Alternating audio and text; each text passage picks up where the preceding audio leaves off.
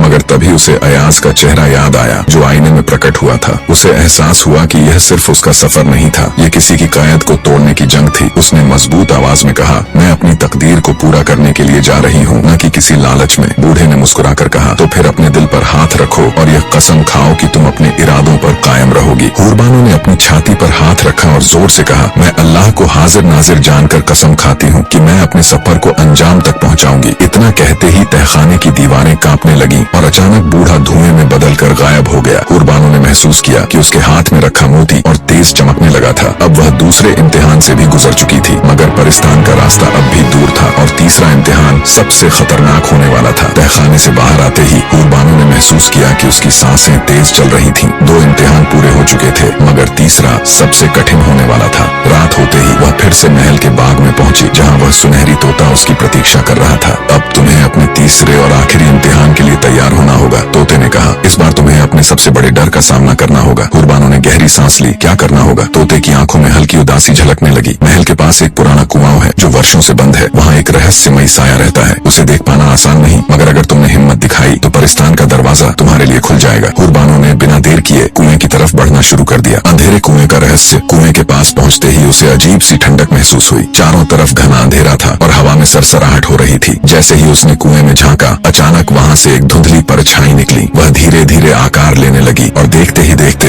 एक ऊंचा कद वाला काला साया उसके सामने खड़ा हो गया। तुम कौन हो? हूरबानो ने हिम्मत करके पूछा। साया ठंडी आवाज में हंसा। मैं वह हूँ जो तुम्हारे मन में सबसे गहरे छुपे डर को जानता है। अगर तुम मुझे हरा सको तो परिस्तान का दरवाजा तुम्हारे लिए खुल सकता है। हूरबानो घबरा गई, मगर उसने खुद को संभाला। मैं किसी डर से नहीं डरती, उसने जोर से कहा। साया और गहरा हो गया। तो फिर मुझे गले लगाओ और मैं तुम्हें दिखाऊंगा कि तुम्हारा सबसे बड़ा डर क्या है।